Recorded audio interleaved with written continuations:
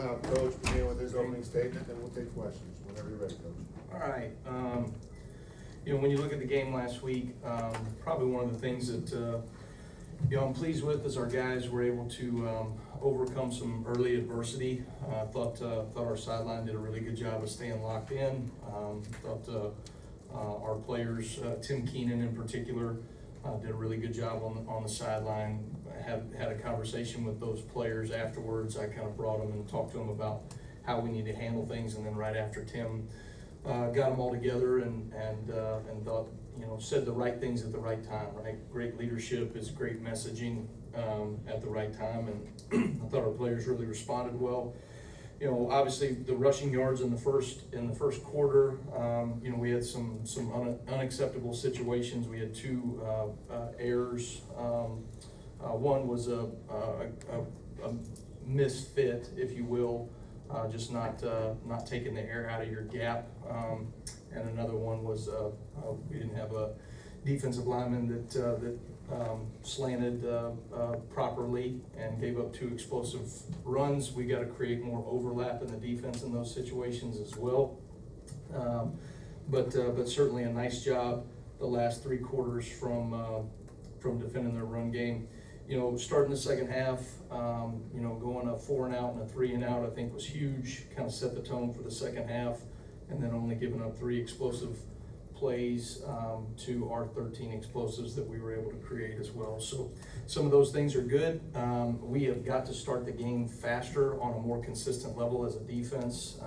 Twice this season we have not started games fast. That when you play in the SEC, you cannot let other teams take the momentum early, and then you feel like you're fighting your way back. Credit our guys in the way that they were able to fight. But certainly something that we do not want to build a consistent habit for. So those things have to get fixed. Good teams continue to get better as the season goes on, and that will be the challenge to our guys as we face another good SEC opponent on the road. Missouri is doing a tremendous job right now, particularly on offense. They've got a very potent running game. They've got 2 running backs that are as good as anybody we have seen the last year and a half here. They break tackles, they're physical, they can make you miss, and then when they get in open space, they've both shown the ability to create explosive plays with their speed.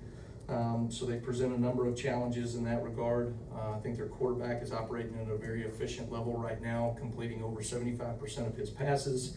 They do a great job of mixing in their run and pass game, and they're very complementary in their play action game and make things look the same as well. So certainly there's a lot of great things that you see from their offense. It'll be a great challenge for us. It's a faster week being an 11 a.m. kick. And so, some of those late games that you get on Saturday, you get an extra walk through some of those things being on the road, the time to travel. So it'll be a great challenge for our guys to turn the page to another great SEC opponent. So looking forward to the week ahead and having our players ready to go on Saturday. Thank you, Coach. Let's start with Chase on the far left. Two, if I may. One, I want to ask about London Simmons. Made a couple plays against Vanderbilt, but really didn't get a whole lot of snaps, so it's kind of a flash there from him. And then also with Missouri in terms of their block, and what do they do up front to spring Ahmad Hardy that y'all need to deal with in practice? I thought London continues to show up and does a good job.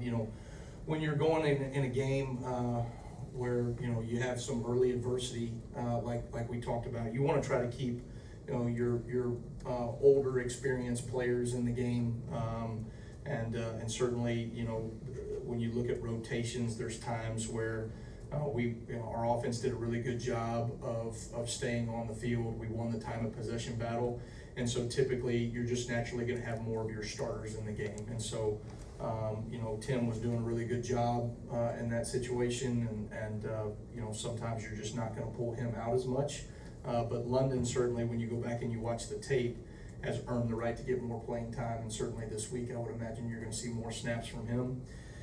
When you look at Missouri's offensive line, I think they've got great scheme. Drink has been running kind of that outside zone scheme since he was at App State. Does a really good job with it. They are able to create seams in the run game through different variations of of zone scheme, and they've got some gap schemes that are pretty good. They do a nice job. And their backs, they break tackles. I mean, rarely does the first guy get either one of their first two backs down. And so you gotta swarm to the ball, you gotta gang tackle, you gotta be physical, you gotta put screws on screws, you know what I mean? We talk about surface area being a huge piece to efficient tackling. So if you tackle a big back on, with just your shoulder, and you don't put surface area, body on body, you're rarely gonna make the play. So those are things that, we've gotta do at a high level on Saturday. Go to Charlie on the right side. I know you kind of talked about their run game a little bit, but just with Ahmad Hardy specifically, what stands out about his game? Yeah, all the things that I just said. I think he's a fantastic back. I think he is very physical. I think he has great patience in the run game. Does a really nice job of making either the first guy miss or breaking the tackle. And then when he's out in space, he can create the explosive play, which, ultimately any great run team, when they're committed to running the football, it's like body blows in a boxing match, right? And those body blows continue to hit, and then all of a sudden you create explosive plays, and that's what they've been able to do efficiently to this point in the season. Go to Nick. Yeah, the second half against Georgia and Vandy, I think a total of 7 points that you guys have allowed over those two games. Has there been a common theme in terms of adjustments, or what has been the key there in terms of those adjustments at halftime each time? Yeah, I think, especially early on in the season, you get a feel for what a team is trying to do. So they put a body of work on tape, but then specifically for you, for our team, how are they attacking us? And I think, our staff has done a really good job. Our players have done a really good job of taking, really since the Florida State game, of taking the adjustments that we have made on the sideline and at halftime and applying them to the next drive and next series. And if we'll continue to do that, we will make it hard for people as the game goes on, right, to be an efficient offense. And so that's something that we're doing a really good job right now. I think the level of communication for our team, especially being in year two as a defense, just the understanding of coaches is very seamless when we get in there at halftime. The adjustments, we're very efficient with it right now. The communication to the players goes out through position coaches, and then I bring those guys all in and kind of give them the overarching theme again, hit the high points of the things that we need to make sure we defend so we can make people play left-handed. So whatever it is that they show, we are going to make sure that we take away those top 1, 2, 3 things in the game, and then see if they can beat us with option 4, 5, and 6. Go to Katie on the left side. Justin Jefferson was named SEC Defensive Player of the Week. Just what did you see from him on Saturday, and then really how have you seen him take advantage of this extra year he was able to get? Yeah, certainly. I remember